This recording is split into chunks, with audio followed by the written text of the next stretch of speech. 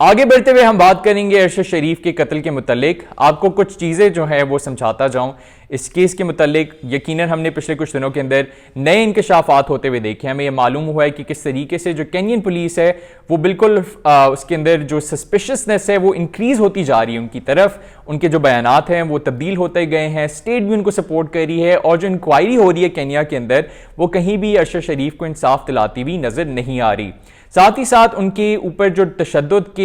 जो एविडेंस मिला है, जो पाकिस्तानी जर्नलिस्ट वहाँ खुद गए हैं और रिपोर्ट करें इस चीज़ को, और स्पेशली वहाँ पर जो उनके साथ उनके साथी थे उनसे इंटरव्यूज़ देने के बाद चीज़ें सामने आ रही हैं। और फिर एक इन्वेस्टिगेटिव कमेटी जो कि हुकूमत ने बनाई है वो भी ये रिपोर्ट कर चुकी है कि अरशद शरीफ के ऊपर तशद्दुद के ना सिर्फ उसका एविडेंस है बल्कि इससे रिलेटेड और बहुत सारे हकाइक जो हैं वो आने वाले दिनों के अंदर सामने रखे जाएंगे कि और क्या क्या अरशद शरीफ के साथ इन दिनों के अंदर हुआ। अब ये जो तहकीकाती कमेटी है जो कि हुकूमत ने फॉर्म की है वो इस वक्त दुबई के अंदर मुख्तलिफ लोगों के इंटरव्यूज़ ले रही है, जिसके अंदर ये भी अंदेशा जाहिर किया जा रहा है कि वो रसाई हासिल करने की कोशिश कर रही है इस वक्त कि एयरवाई के जो ओनर हैं सलमान इकबाल उनका भी इंटरव्यू लिया जाए। फिर साथ ही साथ जो और मुख्तलिफ लोग थे अरशद शरीफ के साथ राब्ते के अंदर उनका इंटरव्यू लिया जाए। इसी सिलसिले में 2 सियासतदानों को भी इस इन्वेस्टिगेटिव कमेटी ने तलब किया है, जिसके अंदर फैसल वाडा शामिल हैं और इनके साथ जो है वो मुराद सईद हैं। ये 2 लोग का कहा जाता है कि वो अरशद शरीफ के साथ मुसलसल राब्ते में थे और जितनी मालूमात इनके थ्रू मिल सकती हैं वो शायद किसी और शख्स के थ्रू ना मिलें, इसलिए इनकी जो तलबी है वो काफ़ी इंपॉर्टेंट है और बहुत सारे इंकशाफात जो हैं वो सिर्फ इनकी तलबी से सामने आ सकते हैं, जिस पे यकीनन हमें भी इंतज़ार होगा कि क्या चीज़ें सामने आती हैं। और फैसल वाडा जिस किस्म के क्लेम ऑलरेडी कर चुके हैं अरशद शरीफ के कत्ल को लेकर, और बार बार उनकी तरफ से मुख्तलिफ टॉक शोज़ के अंदर इस चीज़ को वाज़े किया जा रहा है कि उनके पास ऐसा एविडेंस मौजूद है जो कि एक नया पिंडोरा बॉक्स खोल देगा अरशद शरीफ के कत्ल से मुतल्लिक। ऑलरेडी उनकी तरफ से जो क्लेम्स हैं वो इतने स्टैगरिंग हैं कि शायद पाकिस्तान की सियासत के अंदर एक नई खलबली और हलचल मच जाए। लेकिन फैसल वाडा की जो क्रेडिबिलिटी है उसके ऊपर भी बहुत ज़्यादा डाउट है, क्योंकि माजी के अंदर उनकी तरफ से जो बयानात दिए गए हैं वो उन पे पूरा नहीं उतरे। उनके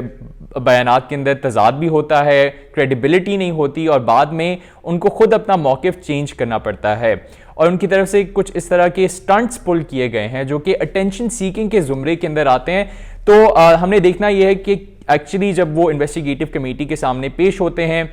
उनकी तरफ से ये जो शवाहिद हैं उनके सामने रखे जाते हैं, तो क्या एक्चुअली इन्वेस्टिगेटिव कमेटी जब इसको पब्लिक करेगी उसको एक्चुअली इससे कोई सपोर्ट हासिल हुआ होगा या नहीं हुआ होगा, या शायद ये सिर्फ फैसल वाडा के सिर्फ दावे हैं।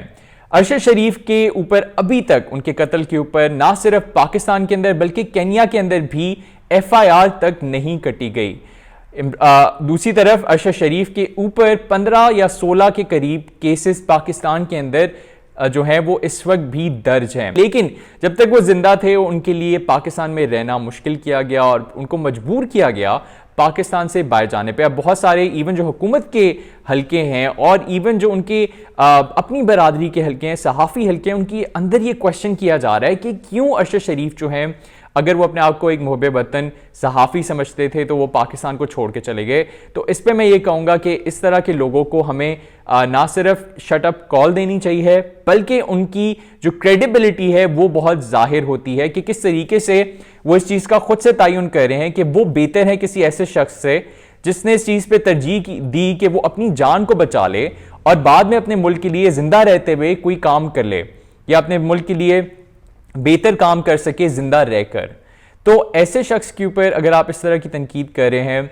तो मैं समझता हूँ ये बहुत ही अफसोसनाक है। आप उनकी जर्नलिज्म पे ऑब्वियसली सवाल उठा सकते हैं, आप उनका जो स्टाइल था उसके ऊपर सवाल उठा सकते हैं, लेकिन आप एक शख्स का ये फैसला कि वो अपनी जान और अपनी फैमिली की जान के तहफ़्फ़ुज़ के लिए मुल्क को छोड़ के जाए, उसके ऊपर अगर आप सवाल उठा रहे हैं और कह रहे हैं कि ये उनकी जर्नलिस्टिक क्रेडिबिलिटी को बहुत मुतासर करता है, तो मैं इससे बिल्कुल इत्तेफाक नहीं करता।